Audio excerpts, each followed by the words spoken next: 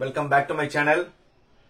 இப்போ JEE main 22, 23, 24 ஜனவரியும் அதே மாதிரி ஜனவரி 28, 29 5 நாள் நடக்க போகுது.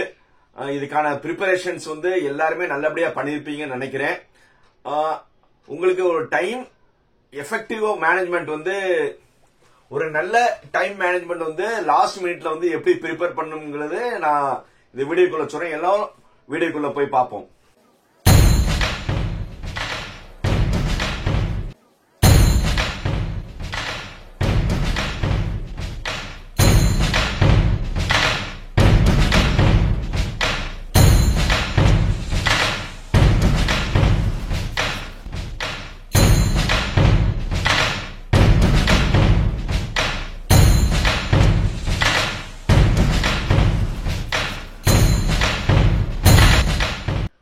முதல்ல ஒரு 3 இது நீங்க ஞாபகம் வச்சுக்கோங்க.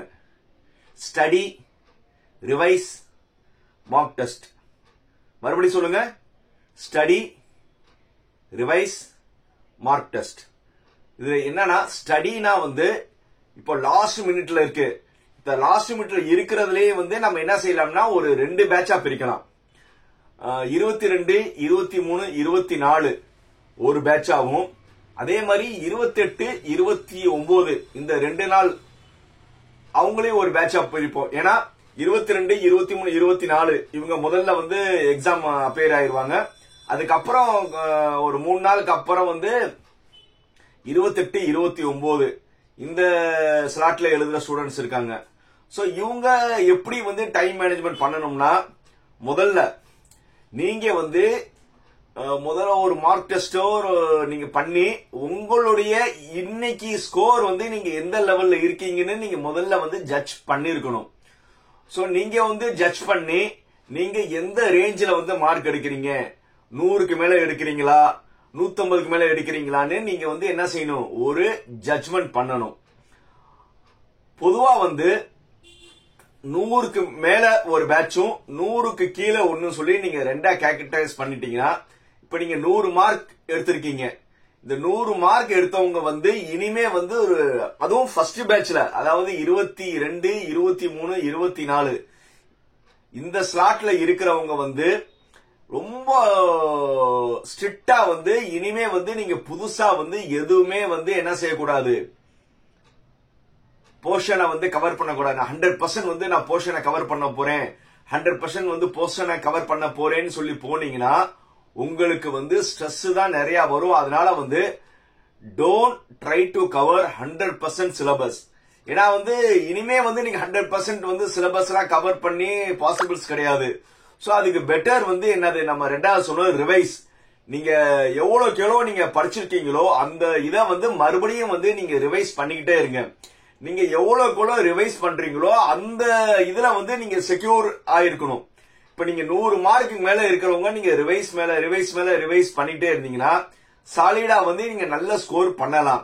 சோ அதனால இனி இருக்கிற ரிமைனிங் டேஸ் ரொம்ப லிமிட்டட். பொங்கல் ஹாலிடேஸ் இருக்கு. இப்ப நீங்க ஹாலிடேஸ்ல தான் இருக்கீங்க. இன்னைக்கு நம்ம என்னது ஜனவரி 16ஆம் தேதி பேசிட்டு இருக்கோம். இப்ப லீவ்ல தான் இருக்கீங்க. இன்னும் உங்களுக்கு ஒரு 4-5 நாள் தான் இருக்கு. சோ 4-5 நாள்ல நீங்க இனிமே நீங்க புதுசாலாம் நீங்க என்ன செய்யக்கூடாது, போர்ஷனை பண்ணக்கூடாது. படிச்ச போர்ஷனை தான் ரிவைஸ் பண்ணிக்கிட்டே இருக்கணும். அடுத்தது மார்க் டெஸ்ட். இந்த மார்க் டெஸ்ட் நீங்க கண்டிப்பா ஒரு 2-3 மார்க் டெஸ்ட் நீங்க ஒரு 4-5 நாள்ல பண்ணிடணும். ஏன்னா மார்க் டெஸ்ட் பண்ணாதான் நீங்க என்னது மார்க் டெஸ்ட் நீங்க எப்படியும் பண்ணலாம். ஏற்கனவே ப்ரீவியஸ் இயர் கொஸ்டின் PYQ வச்சிருப்பீங்க.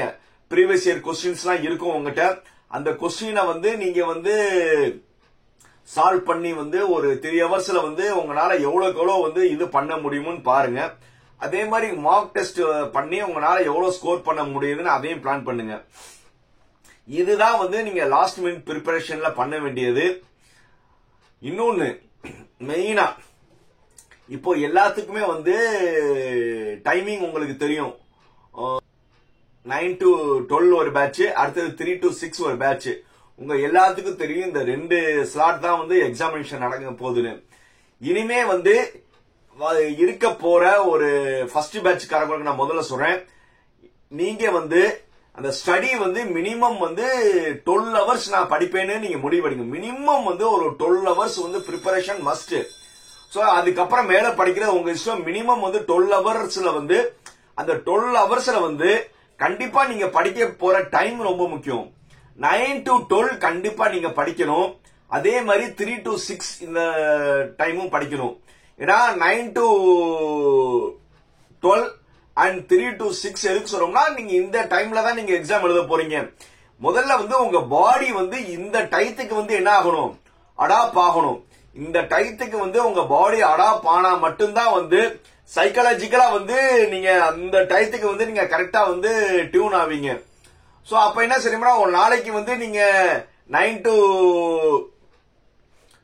12 வந்து நீங்க மார்க் டெஸ்ட் எழுதினீங்க. அடுத்தது வந்து 3 to 6 ரிவிஷன் பண்ணுங்க. இல்ல 3 to 6 வந்து ரிவிஷன் பண்ணுங்க, 9 to இது பண்ணுங்க. சோ நீங்க எப்படி இருந்தாலும் இந்த 3 hours வந்து நீங்க கண்டிப்பா படிச்சே ஆகணும் ஃபர்ஸ்ட். அடுத்தது வந்து எக்ஸாமினேஷன் வந்து நீங்க வந்து 9 o'clock எக்ஸாம் இருக்குன்னா நீங்க வந்து எக்ஸாம் ஹாலுக்கு வந்து 1 hourக்கு முன்னாடி போகணும். 8 மணிக்கு வந்து நீங்க எக்ஸாம் ஹாலுக்கு போகணும். சோ உங்க வீட்ல இருந்து எக்ஸாமினேஷன் சென்டர் எவ்வளவு தூரம்னு உங்களுக்கு தான் தெரியும்.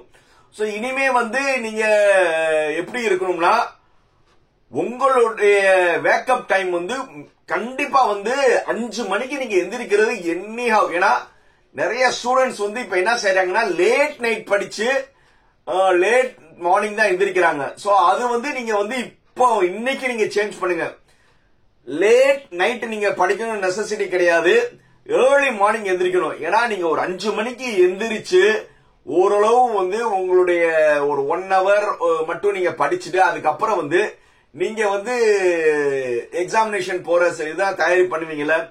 எப்படி இருந்தாலும் வந்து நீங்க ஒரு 7 மணிக்கு வந்து நீங்க வந்து வீட்டை விட்டு கிளம்பிடுவீங்க. அப்பதான் வந்து நீங்க சென்டருக்கு வந்து 8 மணிக்கு போவீங்க. ஆனா ஹாலுக்கு முன்னாடி நீங்க 1 hourக்கு முன்னாடி இருக்கணும். அதனால வந்து நீங்க எல்லாருமே என்னன்னா உங்களுடைய எந்திரிக்கிற சைக்கிள் வந்து நீங்க எல்லாருமே சேஞ்சஸ் பண்ணுங்க. இந்த சேஞ்சஸ் பண்றனால வந்து உங்களுக்கு என்னன்னா சைக்காலஜிக்கலா வந்து அந்த டைத்துல வந்து நீங்க பிரிஸ்கா வந்து எக்ஸாம் எழுதுவீங்க.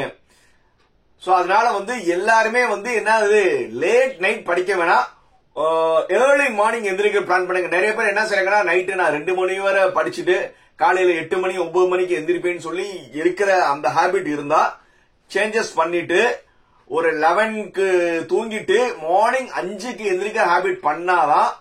ஏன்னா நீங்க அந்த எப்பவுமே வந்து என்னன்னா இந்த கிரிக்கெட்ல வந்து சொல்லுவாங்க அந்த பர்டிகுலர் இன்னிங்ஸ்ல வந்து நம்ம எப்படி வந்து பெர்ஃபார்ம் பண்றோம், புரியுதா?